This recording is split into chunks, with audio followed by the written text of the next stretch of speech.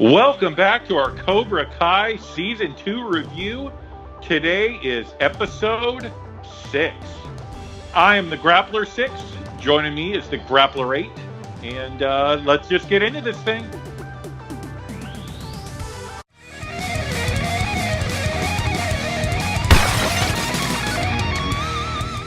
All right, 8. So episode 6. And starts off, we see Daniel looking over the Miyagi-Do dojo, just completely destroyed. And you could just see the effects that had written all over his face. Sure. It reminded me of that Indian that cried with the litter. You remember way back when, the poor Indian, and, he sees the litter, he gets upset, we ruined the native land. That's what happened here. Not familiar. So next we're back at Cobra Kai, and Johnny's asking, he's got everyone there, and he's asking in class, who vandalized the Miyagi-Do dojo? I mean, this isn't a joke. And Johnny tells him that this is not the type of bullshit that they teach. And right. He's basically making these guys do burpees until somebody confesses. Yeah, he teaches discipline, he teaches karate, but he's not standing up for that. So, I mean, I did notice that, the burpees, man, you're sure they're young kids. He said that we could do this all day. But how long are the classes? An hour, 2 hours? I mean, so really all day is probably just more of a threat than anything. Again, he's got to get to the bottom of this. Shows what kind of good guy Johnny is, because he doesn't stand for that kind of nonsense. No, good call. So we see Johnny, and he gets a call from one of his old Cobra Kai running buddies. Then we see Hawk, and Hawk comes up tells Kreese he wants to tell Johnny that he was the one that destroyed the Miyagi-Do dojo, and Kreese tells him not to confess. Right. He'll take care of it. Remember, I'll take care of it. That's Kreese's motto, is he'll take care of it. Yeah, I mean, maybe there's a lesson there too. But Kreese is, I don't know. He's something about the guy. I'm not feeling the vibe with him. Not the best advice from a mentor, if you ask me. Right. But, so Johnny comes out after the phone call. He has to leave. So he asks Kreese to take over the class for him. So now we're back at Miyagi-Do, and we see Robbie, Sam, and Dimitri are trying to lift some huge rock. And we end up seeing a handful of new students. All of them used to be Cobra Kai students, now wanting to come over to the Miyagi-Do way. Right. The when LaRusso, filched him from Cobra Kai, business tactics, kind of dirty, but maybe that's the car salesman in him. But here he's got a handful of students, so hey, that's what he went to do. Daniel welcomes him in, man. He welcomes him in. So now we see Johnny's at the hospital, and who do he sees first? Bobby. If you remember Bobby. Bobby was the nice guy. Sure. Bobby was a nice guy. But now, getting down to business, Johnny heads into the room to see Tommy, who's very, very ill and, possibly doesn't have very much time left. And, it's sad to see Tommy in that type of state. He was such a strapping young lad in high school, as we saw in The Karate Kid. Sure. 30 years ago he was. We all were. So, and we come to find out Bobby wants to take get Tommy out of that hospital, and he wants to take a road trip with the boys. I had a question about that. Like, yeah, I mean, what a great idea, but what if the guy dies while he's riding his bike? I mean, that could wreck for everybody. I mean, again, I'm just looking at things objectively. This is what the Ocho does. Ocho, that's a horrible outlook.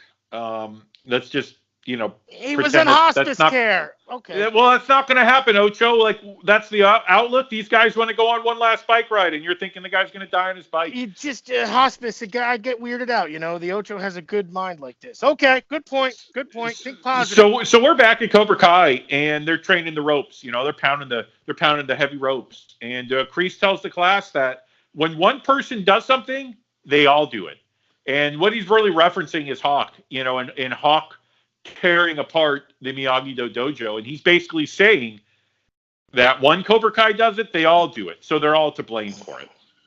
Another lesson. He's teaching these lessons, but I don't know, man. I think he's kind of filling these kids' brains up a little mishmash, which I think we see. Let's continue. How about that? That sounds good, Ocho, because I was going to say you can't possibly, sitting there with your Cobra Kai headband, possibly sit back and think that's a good way to train these kids. And now Kreese is telling them now the real training's just about to begin. uh, I'm not liking it, Ocho. I'm now, conflicted. Ocho is conflicted at this point. Yeah, well, now we see Daniel calling his wife and basically to tell her that he's not going to make it to the dealership today. He's stuck at the dojo. They have all these new honey, students that he's got to work with. I can't make the multi-million-dollar auto dealership that we have. You take care of that, and I'll train some kids and make them do some chores, is what LaRusso is kind of saying to his wife. Yeah, good husband.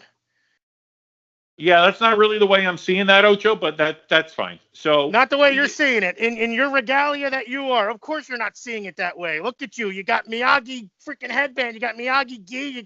You got freaking, you probably got, I don't know, Miyagi music playing in the background. You got Daniel LaRusso's jockstrap on or something too? Okay, it was built up. Maybe I only meant some of that. Let's just continue. So we see Daniel has Dimitri and Chris, who's rock steady, working together, trying to lift up a 700-pound rock with one kind of chubby kid and one super skinny kid. I think that will really kind of get these two to mesh really well. A teachable moment is what we're looking for. So next we see the guys on their motorcycle trip, and it looks like they're possibly going camping. They're riding their bikes. They're riding their bikes out on the open road, and they end up in a bar by Big Bear. Those were great onomatopoeias, by the way, Six. Just to let you know, that's an onomatopoeia, and you were great at it. Just so there's no hard feelings going on here. I want to let you know I could give you a compliment. I appreciate that, Ocho. That means a lot right now. So we see Johnny and the guys, at the bar, and they're having some drinks, and Johnny tells a story about how he back in the day he ended up getting drunk and missed hanging out with Allie, and she ended up dumping him. Huge moment. That explains it. Very, very vital moment on the show. And yes, and it tells a huge story into Johnny Lawrence that we didn't previously know. He begins to tell the guys that he's now reopened Cobra Kai. Much to their chagrin. Much to their chagrin, absolutely. So now we're back at the Cobra Kai dojo, and we see Tori sparring with Bebop. And she scores a point, and Kreese wants her to strike him again. And she's hesitant, and Kreese replies with, "Do you have a problem with that?" Which is, classic stuff from the first movie. Sweep the leg. So she's about to, Bebop's down on his knees. He can't defend himself, and she's about to come and kick Bebop square in the face. And Miguel speaks up, and he says this isn't what they've been taught by Sensei Lawrence. He says there's no honor in winning mercilessly, which I think is a great lesson. Shows the character of Johnny Lawrence, by the way. Just shows what a true man he is. Okay. So then, so Kreese basically says, of course. In the real world, it's all about being a winner or a loser. And of course, for Kreese, it's all about the real world. No tournament. He's teaching the real world. He's teaching no mercy. So not the best role model again.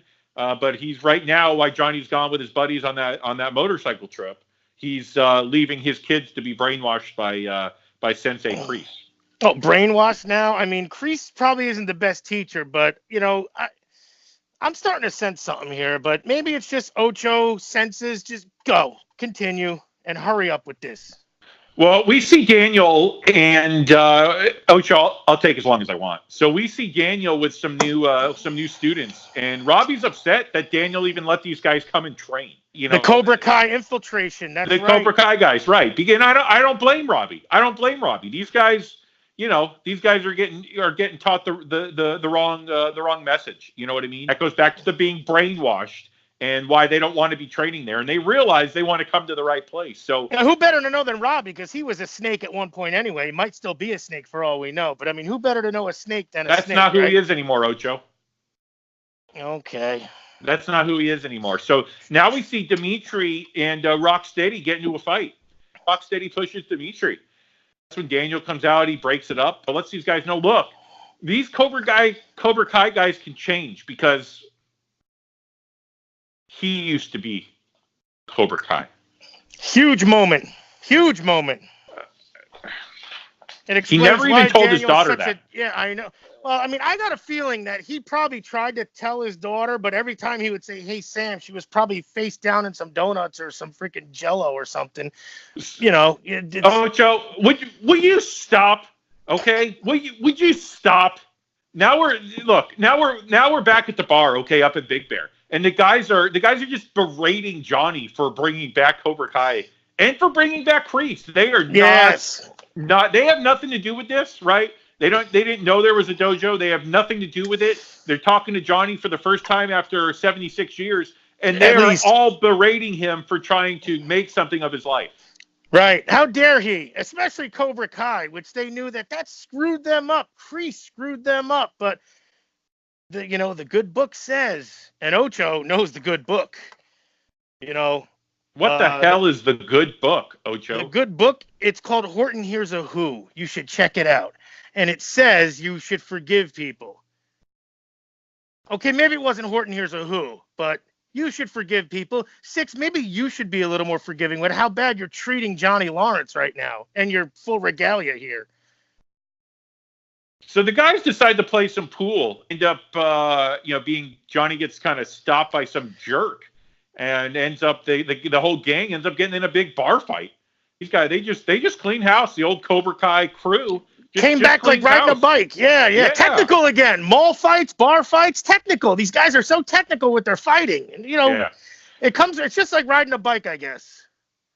So now we're back to Miyagi-Do dojo, and we see Daniel, and he's telling his emotional story about joining Cobra Kai, and I mean it's a tearjerker, and he talks about how it made him an angry and violent kid. Yeah, it's probably why he became a multimillionaire with the car dealerships and everything. But let's blame Cobra Kai for his anger and rage. So we see Miguel and Tori are training, and Miguel opens up and tells Tori with a Y that he doesn't like how Kreese is teaching. Tori doesn't necessarily agree, and she tells a little sob story about how she's been eating leftover food from styrofoam takeout boxes, and that you just have to show no mercy. Yeah, she had to scratch and claw. Her mom had to scratch and claw. I mean, that's what a winner does. That's what Tori with a Y does. Again, she said the world shows no mercy. So, here's Tori having to fight at every moment just to get a meal. Meanwhile, Sam's got how many meals a day? Probably 10, 11, freaking, diabetes out the wazoo. And Tori is just looking for a leftover rib. Have you seen Tori's diet? Have you seen Tori's diet? How do you know Sam is in intermittent fasting? How do you have any idea she's not intermittent fasting? Well, she needs to start checking her glucose levels, and I'm going to send her a glucose meter because I'm a nice guy. The Ocho's a nice guy. Awfully generous of you, Ocho. So now we're back at Miyagi-Do, and Dimitri and Chris, they're working as a team. So Rocksteady and Dimitri are like boom, like on that same page, which we don't seem to be anymore about this show. But regardless, they lift this huge rock, and it's quite an accomplishment. And everyone comes over and gives them basically a standing ovation for getting this rock lifted. And they give each other props, which to see how far Dimitri and Rocksteady have come is a pretty big deal. You know what I mean? Dimitri got to be the winner in this instance because he explained fulcrums. That's how they picked up the rock. The Ocho could pick that rock up with his pinky because the Ocho is stronger than anybody. But those guys, they needed to use a fulcrum. The Ocho also knows physics and fulcrum. So good on Dimitri for having a teachable moment for others in this instance. Now we find ourselves back at Cobra Kai and Miguel. We see Miguel walk up and he apologizes to Kreese for speaking out of class the day before. Noble guy, that Diaz. He's the top student. In 2 months he got a black belt. He's a noble guy. He's the ringleader. I told Miguel. You, Ocho. I told you on a previous episode. In my opinion, unbiased, of course. In my opinion, as far as Cobra Kai goes, we have Miguel, we have Hawk, we have Aisha, and we have Bert. And sometimes I think Bert and Aisha could possibly switch spots, and Bert kind of flips right into that third spot. Those two are kind of interchangeable. Definitely Miguel and Hawk kind of have the 1 and 2 spot, but Bird is really inching up on that on Aisha spot climbing, number 3. climbing. But sure. that's not a big deal right now. So we're back. Nobody remembers number 3 anyway. It's 1 and 2 basically. Good point. But Bert, I think Bert's a pretty memorable number 3, though. If you ask me, the dude's pretty solid. So now we're back to the campground, and the guys are awake, and they Not realize, well, except for Johnny, and so Bobby and the other character are awake, and they realize Tommy's on the ground and he won't move. Johnny wakes up and he sees them over there panicking, and he runs right over to see Tommy as well.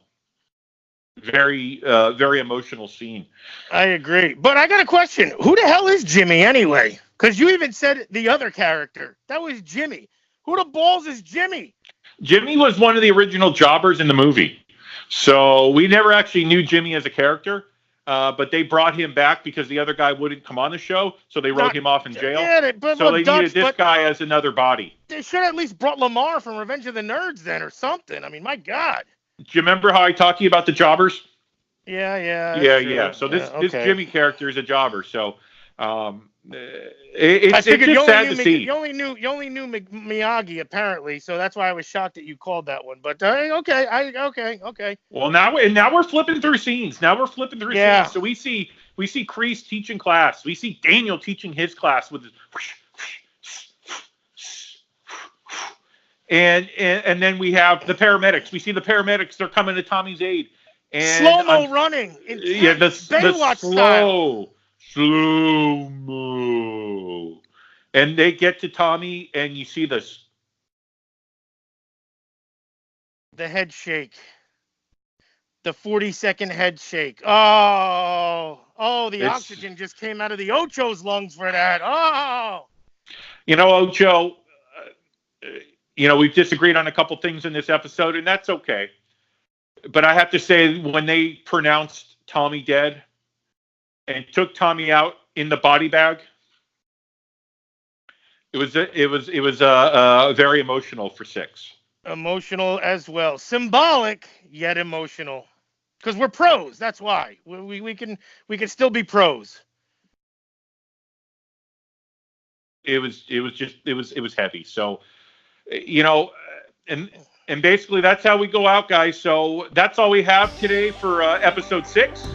Please like the channel, subscribe, and get in that comment section and leave some comments and let us know, who do you think is right, the Ocho or the Grappler 6?